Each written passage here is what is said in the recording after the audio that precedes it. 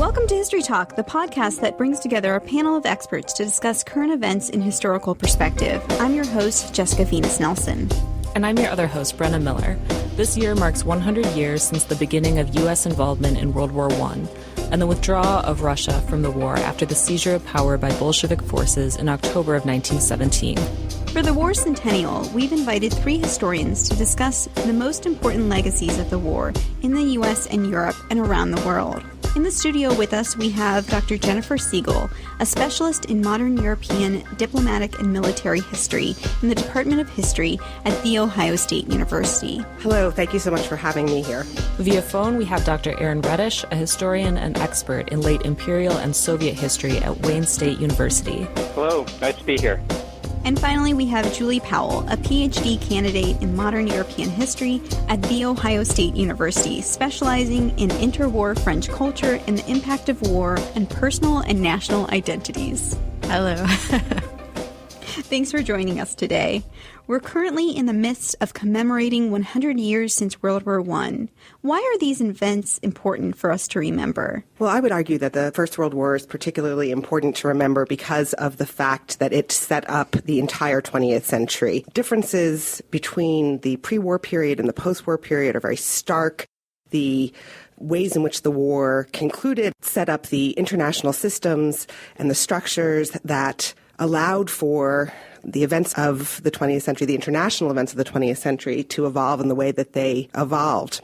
I would also add that many of the issues that brought on the First World War and that the combatant nations during the war fought over and contested are still with us today, be it with nationalism, ideas of mass mobilization, the use of the media, arms control, taking a small country and making a regional conflict into a global one, that these are all, if you will, lessons of history. I mean, there are a lot of lessons that we can learn from the First World War. Why is there so much commemoration for the war? Have there been other wars remembered so publicly 100 years later?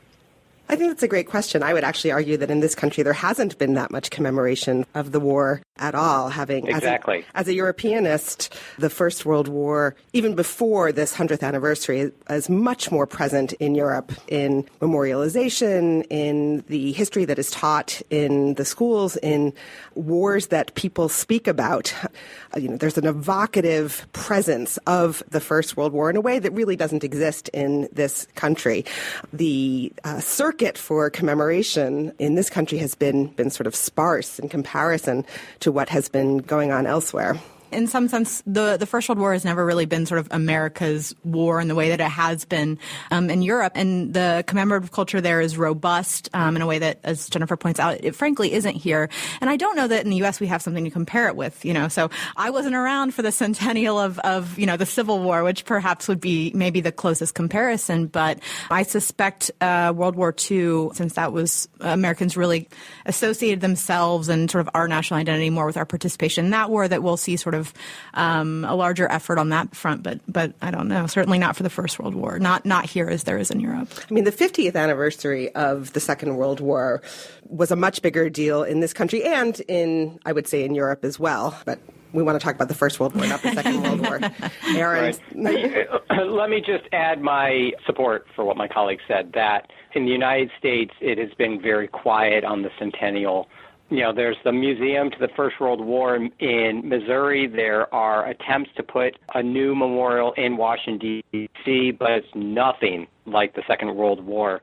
And, it's probably because of the casualty rate. The number of casualties that the United States had was minuscule compared to Europe and how much the First World War kind of transformed Europe. But if you look at 2014, specifically France opened up kind of this amazing memorial. England had this public ceremony of putting red poppies all across London. So you could kind of see this physical commemoration of the First World War. While in the United States, there's hardly anything. If I can give you a vignette, I was teaching the First World War at Wayne State in 2014, and we were trying to, on Armistice Day, find poppies to wear, and nobody could find them in the United States. But I had a Canadian student Remember, Canada was part of the British Commonwealth, and he was able to bring over kind of a load of red poppies that he got at Tim Hortons in commemoration of the centennial of the war. So there you see, just over the border, kind of the difference in the commemoration of the war. So why does it hold such an important place in Europe? I think that the size of the conflict, the extent of the conflict, the casualty numbers that Aaron was referring to earlier, the level of devastation and the ways in which Europe, the map of Europe was redrawn, all of that really impacted the significance in terms of the need to touch back to the First World War, also in terms of the ways in which memorialization of wars in general reference the First World War. Veterans Day in this country, Armistice Day, Remembrance Day in Britain and in the rest of Europe all date to the end of the First World War. So much of the references of war memorialization go to World War I, as Aaron was talking about the red poppies. The reason that red poppies are so readily available in Europe, and I will agree, the red poppy that I have comes from when I happen to have been in Britain in November, a month in which everyone for the entire month seems to be wearing a red poppy on their lapel. That is because, of course, the red poppy, which references the poppies in Flanders Field, is the symbol of the fundraising organization for veterans. It's much more present even in the memorialization of war. So it's a much more visible war in Europe than here. Yeah, I would agree with that. And I think it's also important to remember, too, that, I mean, as Jennifer points out, the scale of this was so massive. You know, this is the first conflict where all of these nations are using armies of citizen soldiers, where they're conscripting instead of using professional armies. And so people are involved in a way that they hadn't been before. It touched more people than it had in the past. Every family in Europe knew someone who had died, knew someone who was injured. And so the breadth of it, the reach of the conflict was something that people had never seen before. So who were the main actors in the war, and what were the key issues the war was being fought over? Essentially, we're talking about a war between the Central Powers, the principal members of which were Germany, Austria-Hungary, as well as the Ottoman Empire, Bulgaria, and the Allied and Associate Powers, initially the Entente Powers of Britain, France, the Russian Empire. The principal addition to that, of course, much later on, was the United States fighting in on the side of the Allies. But the United States was not ever an ally. It was an associated power. You also have wrapped up in this conflict, Japan, Serbia, right? Belgium, Thank you. Of course, Serbia always gets left out. Romania, Greece, to some extent, yeah. Portions of the various empires. Yes, I was going to add that we also need to remember that when you talk about Great Britain or Germany or France, you're also talking about all the related colonies and empires that and the peoples and the laborers that come into that. So it truly was a world war. In many ways. I mean, what were some of the key issues that the war was being fought over? How would people argue at the time what they were fighting about? In many ways, it depends upon which stage of the war that we are talking about, and also who you were asking. I think many of the great powers felt that they were fighting for to hold on to their great power status, and this was a question of competition over resources, influence, status. What's interesting about the First World War as opposed to the Second World War, a war that my students always remind me they're much more familiar with and much more with which they're much more comfortable, is the fact that it was not clearly a war of good versus evil. Mm-hmm. It was much harder to distinguish oneself from one's enemy. These were, in many ways, systems, governing systems that were, for the most part, equivalent. Oddly enough, you had the great autocratic empire aligned with Europe's Western democracies, the British Empire, France. These were constitutional democracies in many ways. Russia was most certainly not, even though they had made somewhat half-hearted movements towards a constitutional system, a parliamentary system. But Russia had much more in common with Germany and Austria-Hungary than they did with their actual allies. But for geostrategic reasons, Russia was allied with the French and the British. So the distinguishing between the sides is much more complicated in the First World War than in the Second World War, where you could contrast between liberal democracy and Nazi Germany and fascism. The goodies and the baddies. Yeah. Right. Yeah. I mean, I think that's exactly right. I would just add one other thing, that we shouldn't see that war was inevitable in 1914. I mean, there were these tangled alliances and kind of military escalation, and in some quarters kind of this expectation, a desire for war. But that doesn't mean that that war was actually going to happen in 1914. It was a kind of a series of happenstance and circumstances that led to this slow walk to war. And particularly not the war that actually developed. No one expected the war that they found themselves in, and the war that dragged on for as many years as it did, and involved so many people and created so many casualties. Yeah, I mean, that's an important point. Of course, initially, going into the war, people thought, well, we'll be done by Christmas and we'll be home. And of course, this will be an incredibly short conflict. And of course, the reason for that is this was something that they hadn't, their experience in warfare prior to this was the imperial wars, right? And these were quick, decisive wars, in fact, where they were fighting, in Africa and in East Asia and things like this. And the firepower was far superior. They had created these situations in which they restricted actual sale to arms to people in these imperial places so that they did have that superior firepower. And so they were used to these quick, decisive battles. And what they found was quite surprising to them, I think. And they also had really willfully ignored the examples that were available to them that suggested the kind of warfare they would find themselves involved in. The examples of trench warfare that existed in the Boer War, in the U.S. Civil War, the ways in which modern weaponry would change a war of the offensive, a mobile war, the kinds of things they should have looked at the Russo-Japanese War for those kinds of examples. And yet they took very often the wrong lessons from these wars, the lessons that fit their preconceptions as to what the war would actually look like. Immediately after the war's end, what did many think the legacy of the war would be? They really thought they were fighting a war for civilization. They thought this was the war to end all wars. They thought, once we have this, it's so horrible, no one will ever want to have this again. And that's partly responsible for this, the structuring of these international institutions, the Treaty of Versailles and things like that in 1919. And so certainly they thought this would be the last conflict of its kind, and we know, of course, in hindsight, that wasn't at all the case. Although, interestingly, even while the war was being fought, there were already people who were referring to this war as the First World War, which really suggests that there was a resignation that there would be a Second World War, beyond this war. I think it really depends on who you are talking about when you're looking at what did they think the legacy was, what did they expect that they had accomplished from fighting this war.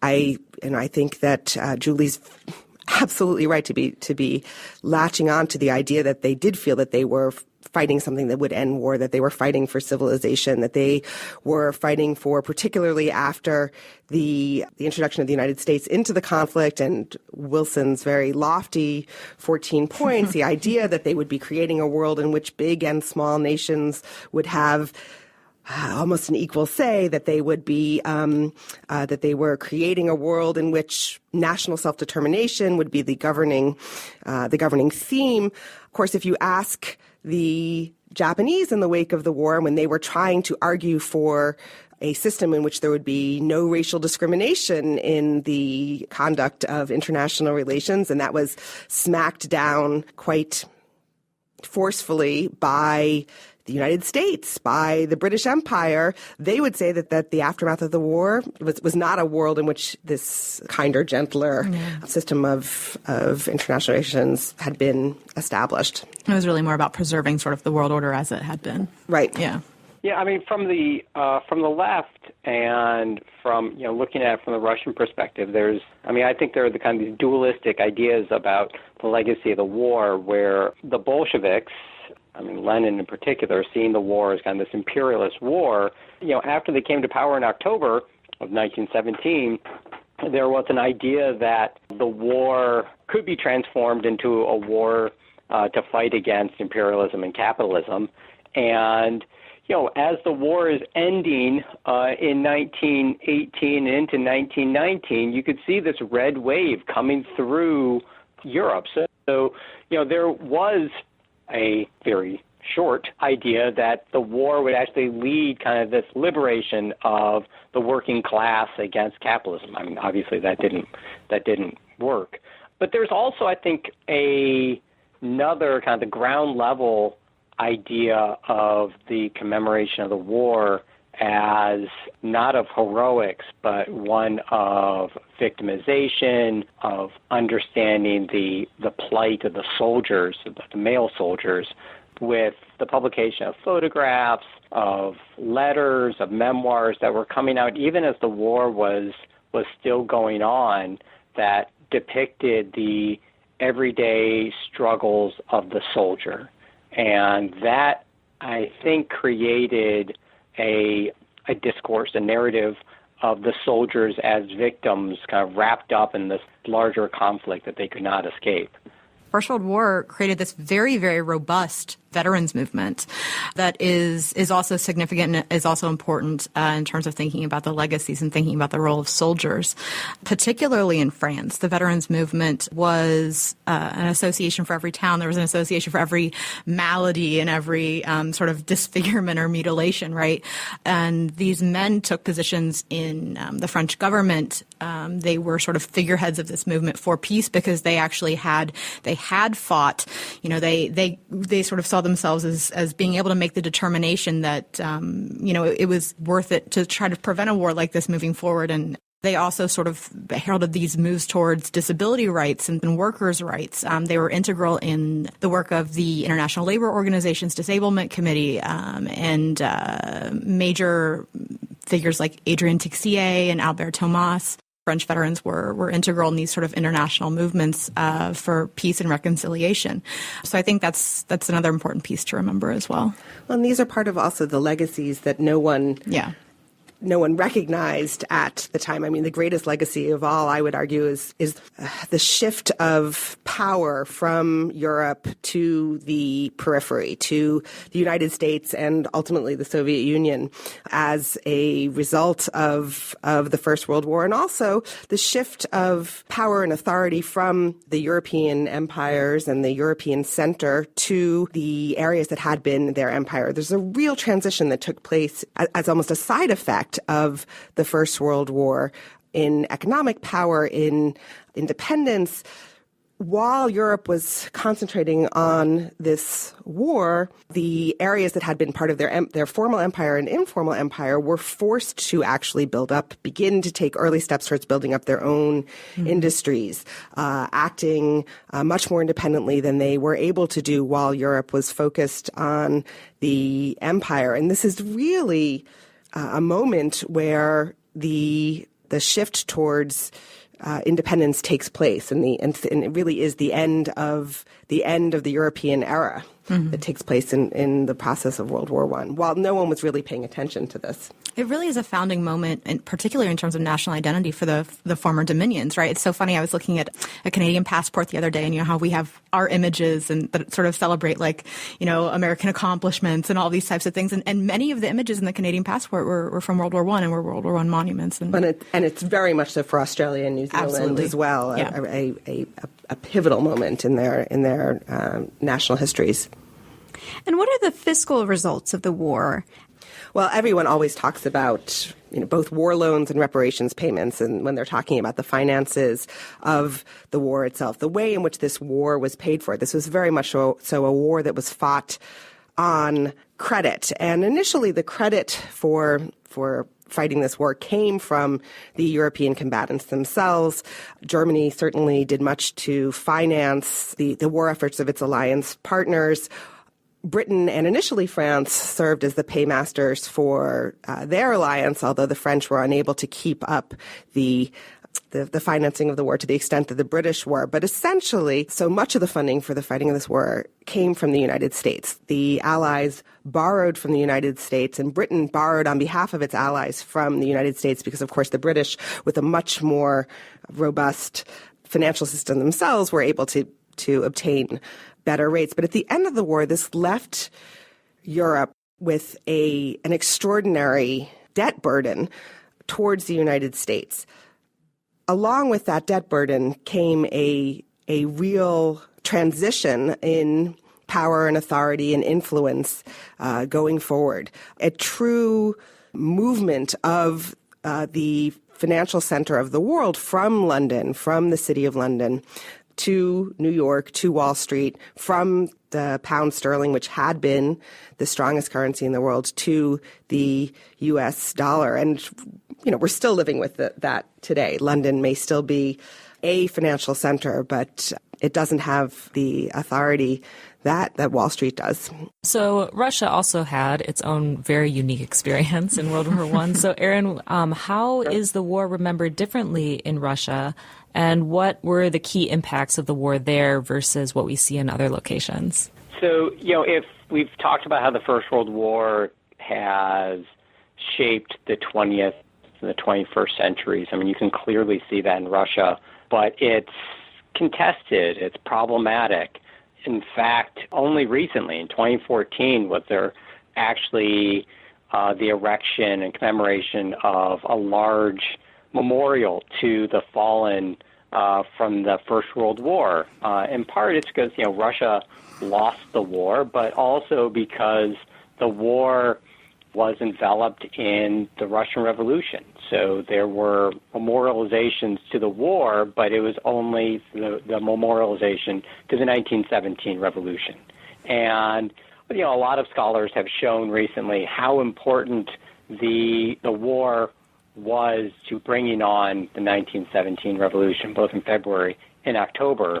And that's both kind of the collapse of the economy, the lack of bread, the rising prices of fuel, but also mass mobilization, mobilization of national sentiment, the desacralization of the Tsar, the radicalization of politics, all led to revolution and led to a specific type of state, that the Soviet state really was built upon both the violence of the war and the kind of need for mass mobilization, both during the war and the resulting civil war that didn't end until 1921 or 1922.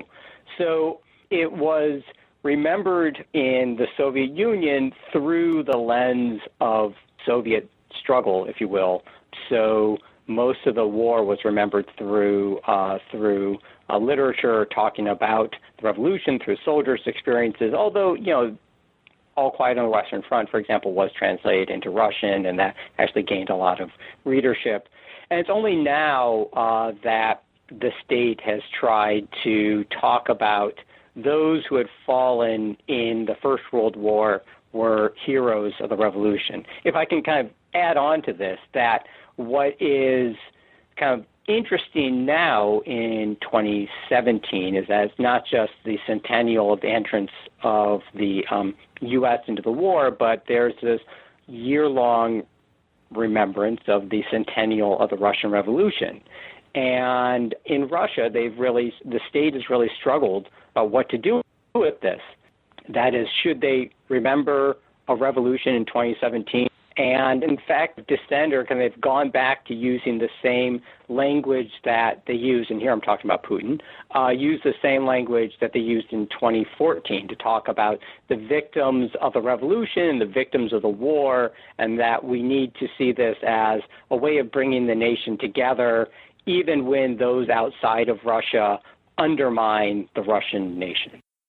What I think is so fascinating, of course, is the fact that the Russian Revolution and the evolution of what became the Soviet states, their relationship with the rest of the great powers and the rest of Europe and the West is so closely wrapped up in that need to keep Russia in the war. The response that the Bolshevik Revolution and that the Bolsheviks found from Britain, France, the United States, the lack of welcome that they received is very closely related to that need at first to keep Russia in the war itself. So this again is a way in which we can see the evolution of the 20th century being very, very closely related to the First World War and the effect that the First World War had on the course of the Russian Revolution and the response that the new Soviet state found. Changing topics a little bit, how did the war impact French national identity and culture? Julie? Obviously, the war was really, really deeply important for the French. And there are a couple of reasons for this. The Western Front, which is sort of the quintessential image of the First World War and trench warfare, was in France, right? And French land was devastated. And I think the First World War is sort of this redemptive narrative for France, right? They were devastated, but they were resilient, right? So Verdun, which was one of the major battles on the Western Front, 70 out of 85 French divisions fought there. So this was really sort of this thing that everyone in France had to pass through. They had the shared experience. General Robert Nivelle at Verdun had this very, very famous quote, "On ne passe pas," so they shall not pass, right? So it's this idea of courage and steadfastness in the face of adversity and triumph, and this really plays into the idea of French national identity, I think. This was also the war in which France regained the territories of Alsace and Lorraine, which had been taken by the Germans 45 years prior with the Franco-Prussian War. So that was very important, obviously, as well.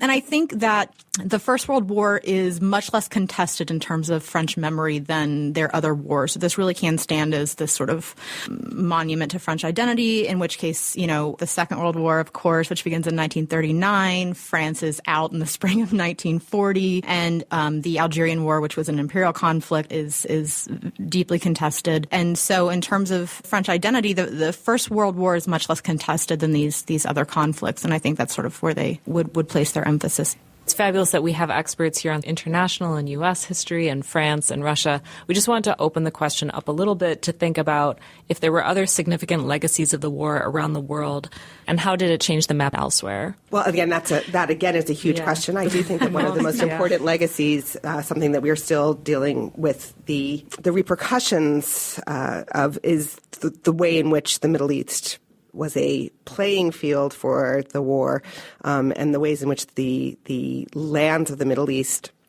were almost favors promised to everyone and anyone if they were willing to participate in the war on both sides. It just so happens that, of course, the promises made to the victors are more important than the promises that were made by those who lost the war. But one of the most significant elements of the war is the ways in which diplomatic negotiations and promises made for territorial gain were dangled in front of non-combatants and neutrals. This, of course, we see the aftermath of promises that the British made to the Arabs in the Hussein-McMahon Agreement, promises that the British made to their allies in the Sykes-Picot Treaty, the ways in which the British promised the same strip of land to anyone who was willing to support them in the war. The Balfour Declaration, which promised a Jewish homeland in the region. All of these conflicts and conflicting promises lay the groundwork for the continuing crises in the Middle East, simply the ways in which borders were drawn. This, of course, comes out of the peace treaties, not necessarily the war itself, but they relate to those diplomatic negotiations and agreements that were made during the war. We can go region by region in the world and see the ways in which these same issues took place. Southeastern Europe had similar wheelings and dealings, the ways in which the Greeks and the Bulgarians and the Italians were going back and forth over drawing of borders in their region, all as a lure to bring them into the war. These are the smaller stories of the war that don't get told in the same way that the origins of the war are told over and over again. We all know about the assassination of Franz Ferdinand on the streets of Sarajevo. We all have heard about the expectations for a short war, but we haven't spent nearly enough time, and of course, in a brief podcast, we don't have nearly enough time to talk about the ways in which the smaller states of Europe and the smaller states and groups around the world, in many ways, big players in the ways in which the war was fought. Yeah, the Italians referred to the end of the conflict as a mutilated peace because, in fact, they hadn't gotten the spoils that they thought they had earned for coming into the conflict. That they thought they had earned. Yes. Are there any final major misconceptions about World War I or hidden legacies that would be good for listeners to know? Aaron? I mean, if we're talking about kind of misconceptions, one of the first things that comes up is that, in fact, if you were a soldier, you had a better chance of surviving than most of the previous wars, which is true, but that also belies the larger fact that millions of people died, right? In Russia alone, it was, around 1.7 million soldiers were killed. Almost 19 million soldiers were actually mobilized or served in the war, and that, there was a whole population upturned in Russia. It was 3.5 million civilians became refugees by 1917, and this was across Europe, that this was kind of devastating to the civilian population to a degree that had never happened before. And, we need to remember not only kind of the triumph, if you will, of the First World War, the geopolitics of it, but also how much it affected everyday life of peasants, of workers, that transformed kind of gender relations, and that it was an absolutely devastating, cataclysmic event for every European who lived through the war. I think one of the kind of larger misconceptions, and this is debatable, I guess, but I suppose this is my opinion, is that there was an inevitability that World War I would lead to World War II, right? There's this thesis of like, oh, well, it's the next 30 years war, right? And the sort of baseline for this is that, well, the Treaty of Versailles was so punishing to the Germans that, of course, this was inevitable. And to be frank, that's just not really the case. Germany didn't lose a lot of land. It lost 10% of its land that it had acquired, and that was the territories of Alsace-Lorraine that it had only gotten in 1871. Article 231, which is known as sort of the guilt clause, the punishment clause, it wasn't so much a moral judgment as it was this requirement that they pay for all of this devastation in the area that the war had been fought. And in fact, there were similar clauses that appeared in the treaties with Austria and Turkey, right? So this wasn't outside of the norm. The payments weren't particularly onerous. There was the 1929 stock market crash, but that hit everyone. And as Jennifer pointed out, you had the Dawes Plan that restructured payments. There was nothing inevitable about this, and certainly not in the provisions of the Treaty of Versailles, which I think is sort of a misconception that's moved a bit too broadly for my taste. I think you're making an excellent point. Much was being done in the 1920s to fix the problems of what was not a perfect treaty. The Treaty of Versailles, none of the Paris peace treaties that ended the First World War were without flaws. But they were flaws that could be worked on, and were being worked on, that there isn't this inevitability of the Second World War coming from the First World War, coming from the peace treaty. We rely so much on John Maynard Keynes's idea of a Carthaginian peace and the economic consequences of the peace that we have become somewhat brainwashed that, in fact, it was that Versailles was entirely responsible for everything bad that came after. Obviously, we also know that Hitler was referring directly to the Treaty of Versailles when he was claiming justification for the steps that he was taking to rebuild Germany in violation of the terms of that treaty. But there's not a direct line that can be drawn from the First World War to the Second World War. I think there isn't a direct line, but we also need to understand that the socio-political environment after the war created fertile ground for kind of this radicalization of politics and mobilization of the population in a degree that we didn't see before the war, including paramilitarism, that it was maybe it wasn't going to lead to a second world war, but there was going to be a radicalization of politics, and I don't think that you would have had such radicalization of politics on the left and the right without the war. Thank you so much, guys. We'll wrap it up on that note. Thank you to our three guests, Dr. Jennifer Siegel, Dr. Aaron Retish, and Julie Powell. For more on this topic, check out our November 2017 article on the long legacy of World War I, available on origins.osu.edu. And also see Julie Powell's article, Shock Troops, Medical Film and the Performance of Shell Shock for the British Nation at War, in the Journal of Social History of Medicine. Thanks, everyone. This episode of History Talk Podcast was brought to you by Origins, Current Events in Historical Perspective, an online publication of the Public History Initiative and the Goldberg Center, and the History Department at The Ohio State University in Columbus and Miami University in Oxford, Ohio. Our main editors are Steve Kahn and Nicholas Breifogel. Our executive producer is David Staley. Our audio and technical advisor is Paul Kotheimer. Our audio producers and hosts are Brenna Miller and Jessica Viñas-Nelson. Song and band information can be found on our website. You can find our podcasts and more on our website at origins.osu.edu, on iTunes and on SoundCloud. And as always, you can find us on Twitter and Facebook. Thanks for listening.